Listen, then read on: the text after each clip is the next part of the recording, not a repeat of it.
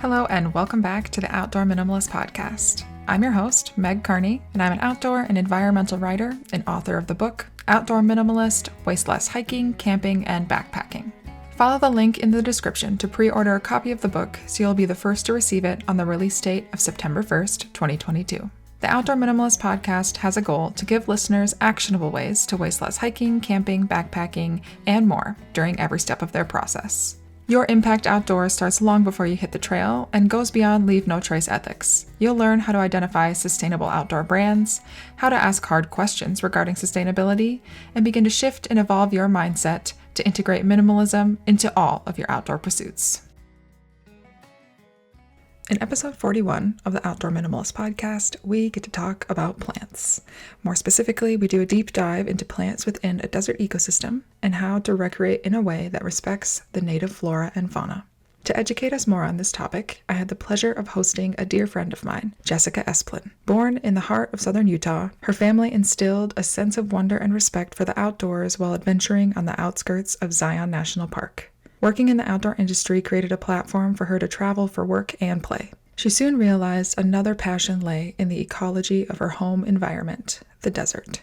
Currently working and living in Flagstaff, Arizona, Jess works with the Arboretum to preserve, conserve, and showcase the Colorado Plateaus flora and fauna. Through her fieldwork, she has seen more than ever the need to preserve the fragile environments that we love. Whether you raise cattle, off-road, climb, or camp, we all play a part in these ecosystems. From the Sandstone Towers of the Colorado Plateau to the great cacti of the Sonoran Desert and the wonders of the Mojave, Jessica's unique perspective can teach us about the importance of preserving these lands.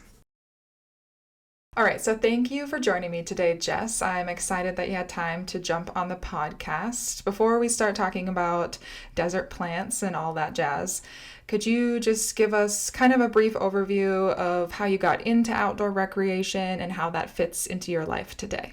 Thanks for having me, Meg. It's a pleasure to be here. I grew up in southern Utah, Cedar City, St. George areas, hiking, biking, and gardening with my folks. My parents were always outside doing something, especially my father, who is an avid hunter and gardener. He really instilled in me a respect and appreciation for plants, especially desert ecology as a whole. And I think while in the outdoors, I feel like my most authentic self, and that's why I love it so much. I soon began to explore other outdoor sports such as rock climbing, snowboarding, backpacking, and I also love to trail run and swim. Awesome. And you've worked in and out of the outdoor industry, since I've known you, and you also have integrated that love for plants as well as outdoor activities in your current career. So can you just talk a little bit more about what you're doing for work now and how you decided to pursue that career? I originally was a ceramics major artist focused on functional pottery, and I spent most of my early artist career in Taos, New Mexico, and I always enjoyed incorporating nature into my art. Leaving ceramics behind, I eventually found wilderness therapy. I led backpacking groups for Elements Traverse for about a year and a half. I think this is where I had sort of a aha moment, and I realized I already had so much knowledge of desert plants. Through educating my clients in the San Rafael Swell in southern Utah, I was teaching young adults about fragile desert ecosystems, L&T ethics, low-impact camping techniques, and this is where I started to feel the need to dive deeper into my passion for plant science. And now I currently work at the Arboretum of Flagstaff in northern Arizona. I work in the horticulture department and also for the research and conservation department. The Arb's focus, other than being a botanical garden of sorts, is on the conservation of the native and rare plants of the Colorado Plateau. Very cool. I don't think I knew that about you with the ceramics background for some reason. So at the Arboretum, what types of projects are you working on at the moment? Other than curating landscapes. Like, I partially work on the grounds doing that, and I work in the greenhouses, so gardens, greenhouses, keeping plants alive. I think the coolest thing that I'm working on right now is within the research department at the ARB in the Seeds of Success program. And the Seeds of Success program is coordinated by the BLM, and it's this collaborative effort to collect seeds from native plant populations across the U.S. The seed is then used in conservation and restoration efforts. This year will be my second season working with SOS, and I've mainly been focused on the Mojave Desert region.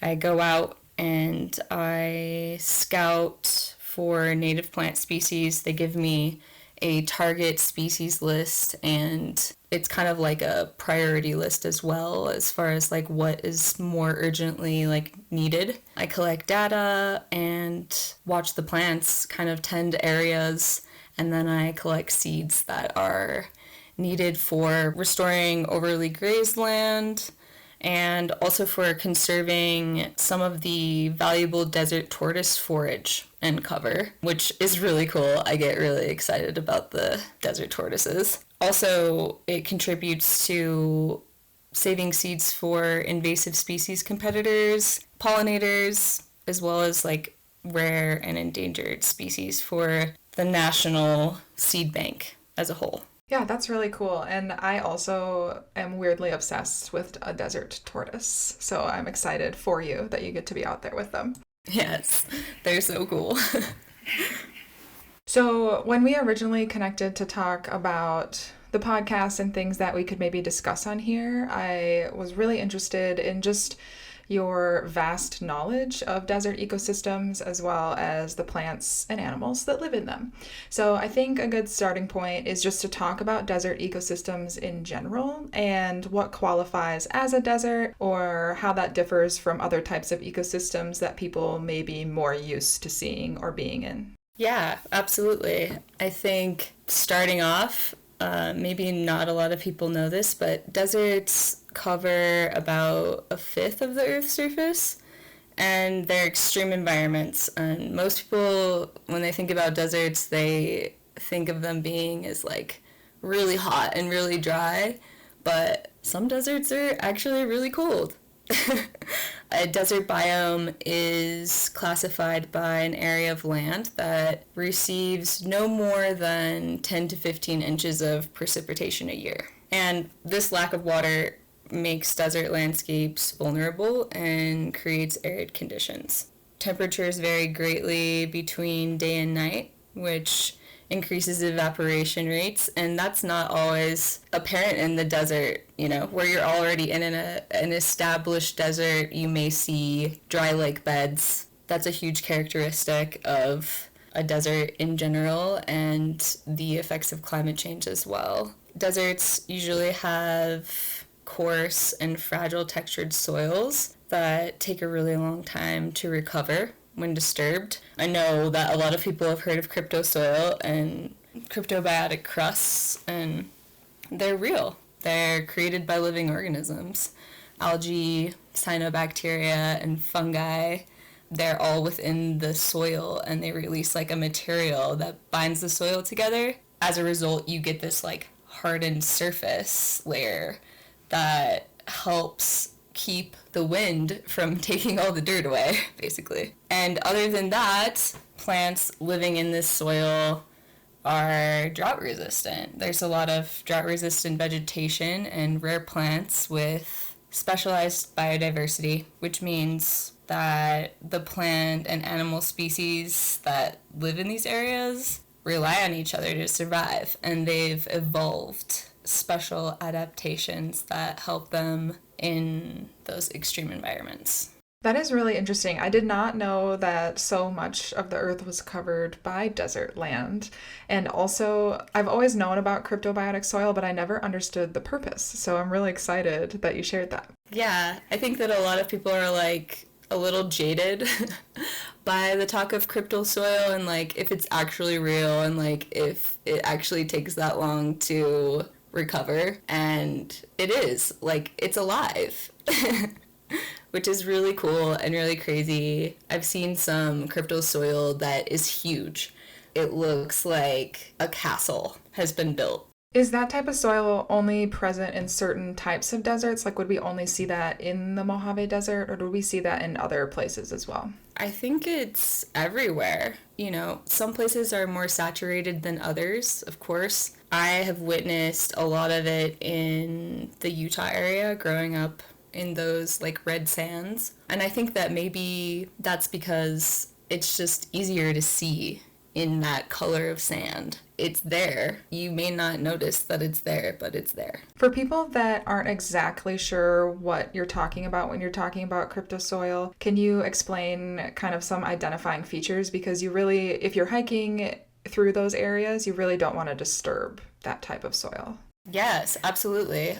I'm always really like analyzing the soil because I don't want to disturb that, and I do believe that there are organisms living in there. And so like staying on trails that are already established is super important, which I'm sure we'll talk about more later. But the first characteristic I see is like mounded. It will look almost like powdered sugar. You know, it's not the color of powdered sugar, but has been like sprinkled on top. So you have like little holes. It almost looks aerated and raised. And then when you get into more established communities of cryptobiotic soil, you see mosses and lichen that live on the top of these mounds, which has taken a lot longer to be created. And whenever I've seen it, it's like a darker color, but I saw it a lot also in Utah, so it was contrasted against that red soil like you're saying. So is it usually darker, or is it different colors? Yeah, it can be darker. It's definitely darker like towards the top, the very like surface level that you're looking at, but a lot of it underneath will be the same color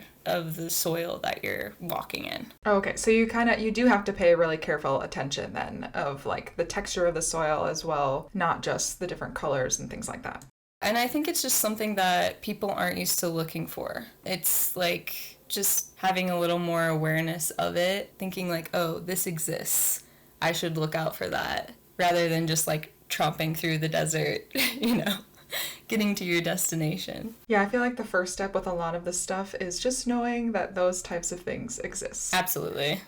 Supercharge your dog's mealtime with Neobites functional dog food toppers. Neobites unlocks the unique power of cricket protein to promote firm poops, a thick and shiny coat, and everyday vitality for your pup. With a powder format, these toppers can easily be mixed into existing foods to make mealtime more exciting. Cricket, a hypoallergenic and humane protein, is not only a better option for your pup, but it's better for the planet too, producing virtually no greenhouse gases and using fractions of the resources used by traditional proteins. Check out Neobites products on Amazon and at eatneobites.com. Use the discount code CRICKET15 for 15% off your next order. And then use the code Outdoor Minimalist for 10% off every order after that.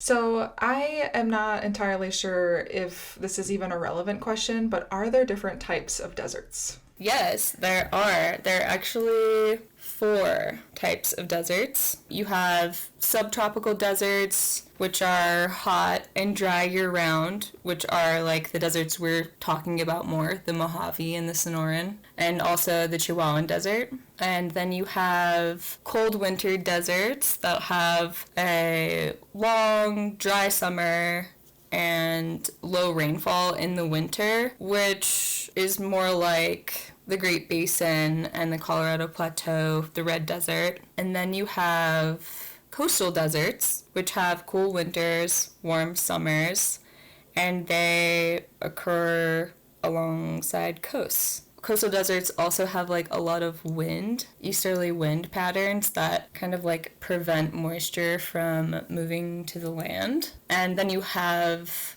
polar deserts, which are found in the Arctic and the Antarctic regions. They are like warmer deserts. They also get very little precipitation, but they are cold all the time. Okay, so I'm assuming that we at least have the first 3 types of deserts in the United States. Yes, we do. And also, something to keep in mind is that deserts can be combinations of each other.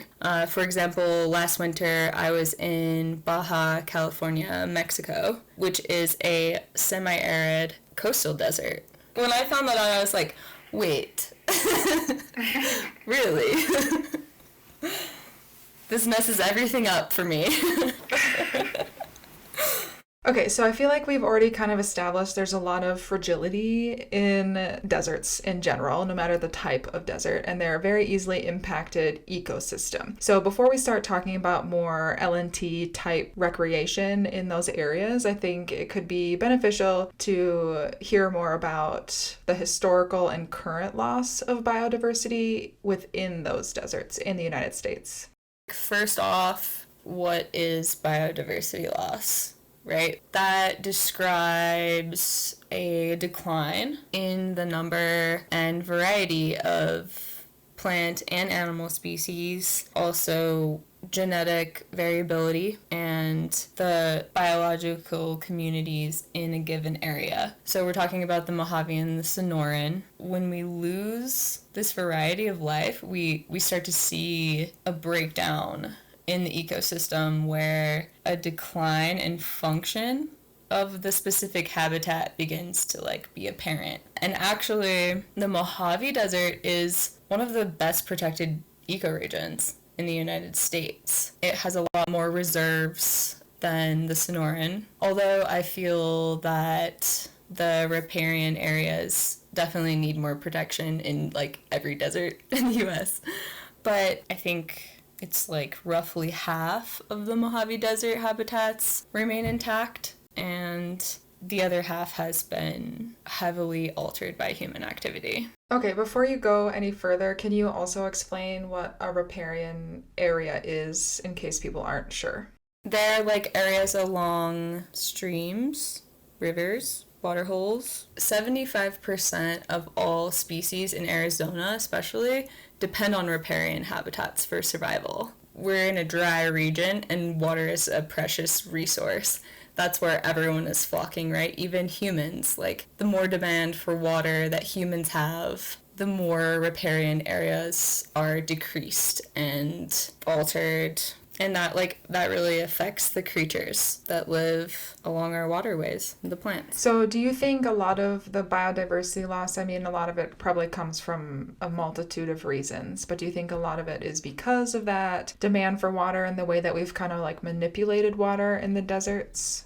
Yeah, I think that's a huge point of the degradation of these habitats. I also think it's a whole nother discussion as far as water rights go, and it is a very political issue happening right now in the southern states, especially. So when did the Mojave and Sonoran deserts start to see more of that biodiversity loss?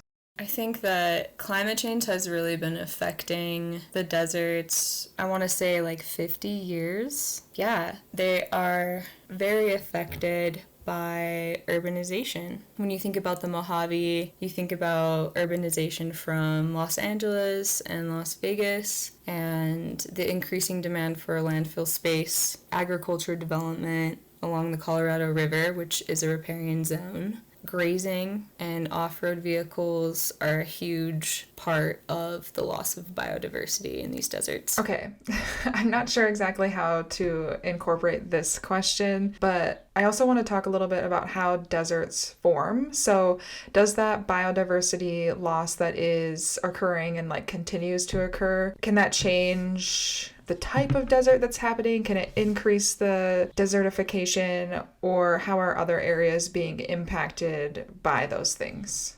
Deserts are formed by a weathering process. Large variations in temperature between day and night put strains on the earth and cause evaporation and low humidity. And this weathering can destroy plant life, which in turn can destroy animal life. Also, without vegetation, any soil or organic matter is swept away by wind, often leaving behind, barren rocks and sand. And also on the other front, when it rains in the desert, it downpours and it can result in flash floods, which also can affect plant life. So like that's the process. And also I would say those climatic variations and human activities are the two main causes of desertification. So removal of the natural vegetation cover, like by taking too much fuel wood, agriculture activities in these vulnerable ecosystems, they strain the area beyond their capacity. My experience in the Mojave is seeing that overgrazing is a major cause of desertification.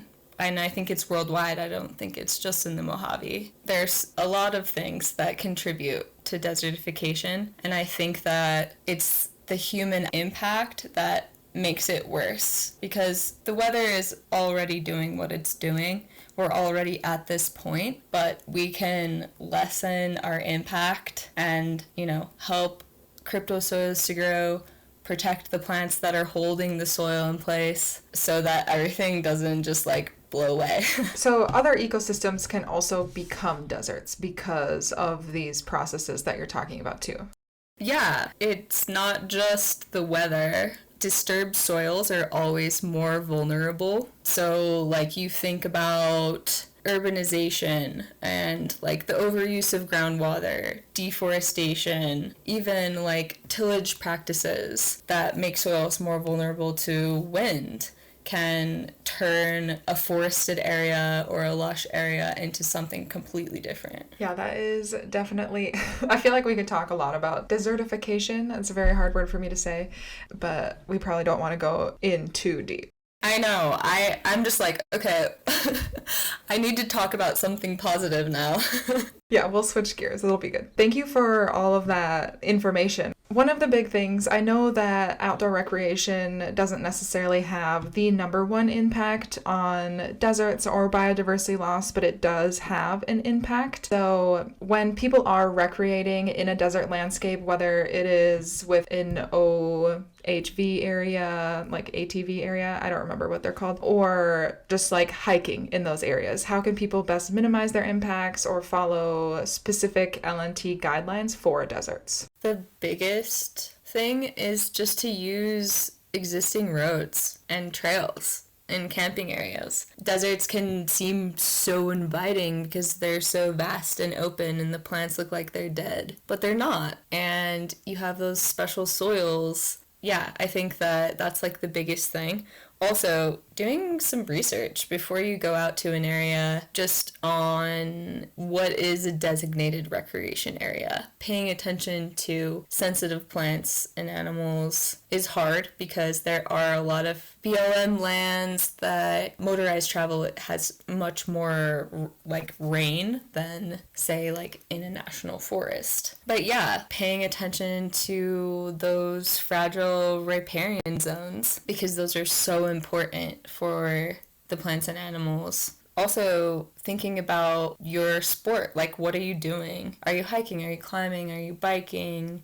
Some climbing areas have seasonal closures for raptor nesting, and some parks don't allow dogs because they're trying to preserve this animal species, the bighorn sheep. I think it really all comes down to basic LNT principles. Actually reading about them and learning them and following the guidelines that are outlined is really important. And I think when I've been to some of those areas, new areas, if I'm traveling or something, and it's a hiking place I haven't been, they'll often have those trailhead entrances that will even show pictures and stuff of plants and animals that might be endangered. Yeah, totally. Especially in the Mojave, there are plants that are on critical lists. And you can also do research. They have a federal plant list of endangered and threatened plant species that you can see online through the Environmental Online Conservation System. Okay, I'll share a link to that in the episode notes, so if people want to look at it, they can. And since we're talking about plants, could you just name maybe a couple that people would maybe be more familiar with or be able to recognize easily that would be more fragile than others, or even ones that are currently in critical or endangered conditions?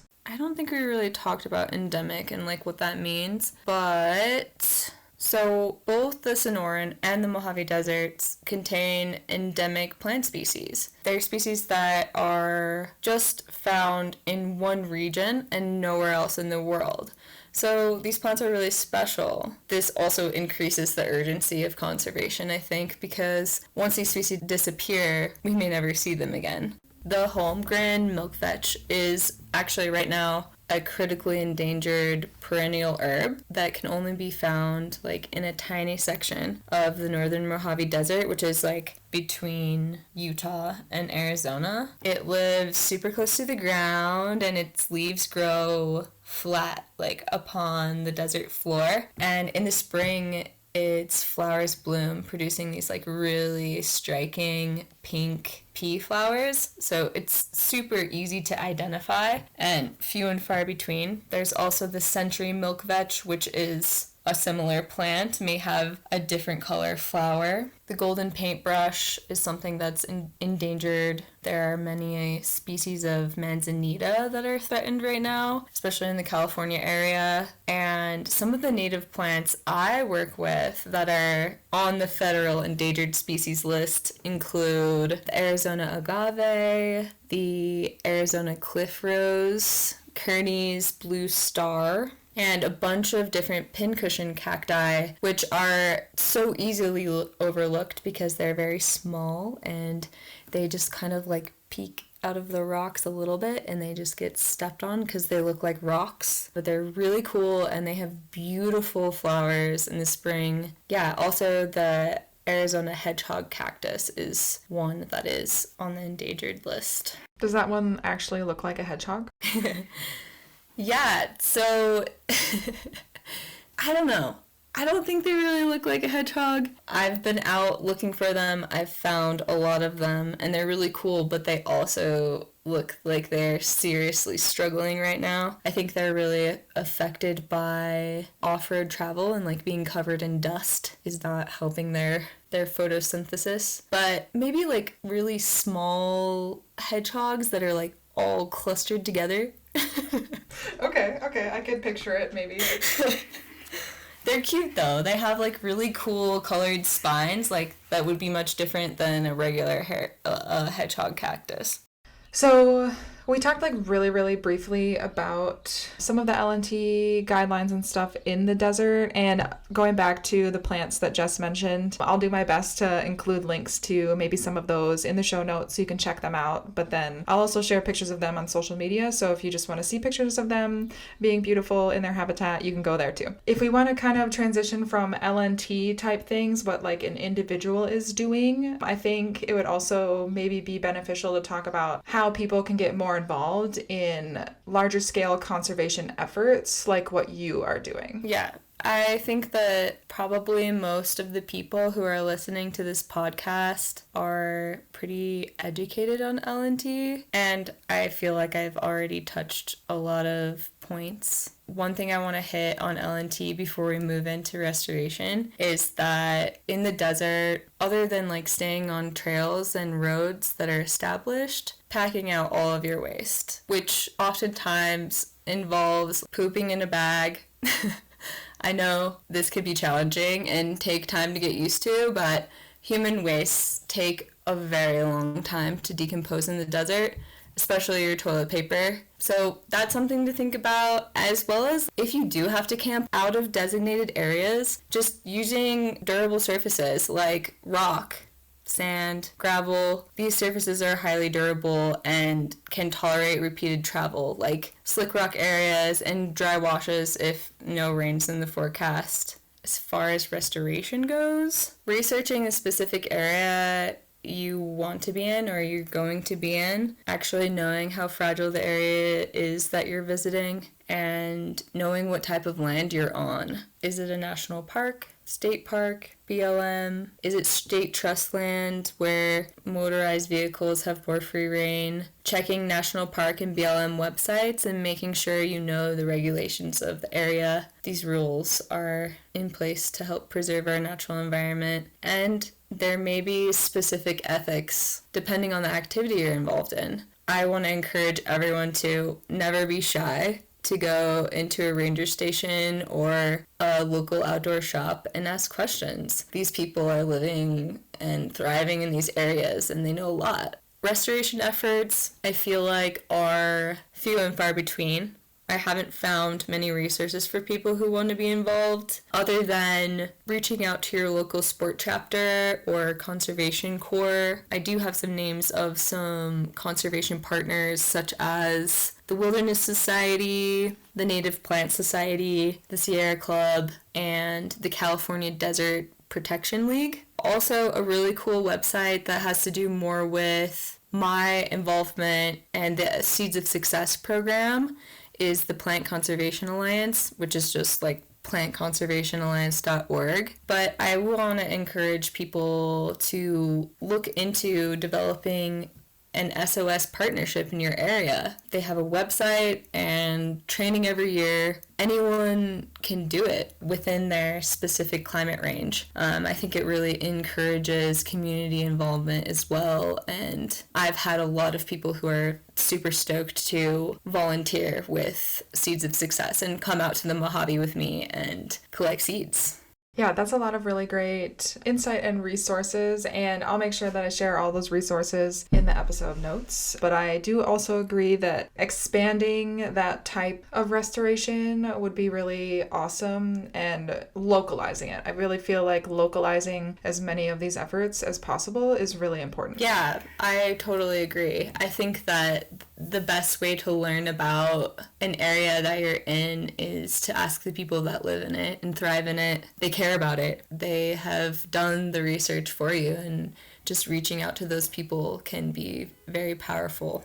Awesome. Well, you already shared a lot of different resources for people just a minute ago, but did you have any other specific resources you would encourage people to look at in terms of responsible recreation or desert restoration? I think I just really want to stress the awareness of like what type of land you're on. Finding out that information before you go is really important. It could be not encouraged for humans to be there because it is so fragile. It also may not be that fun for you because it is a really harsh environment, and I think that that's an important step in planning whatever type of recreation you're doing.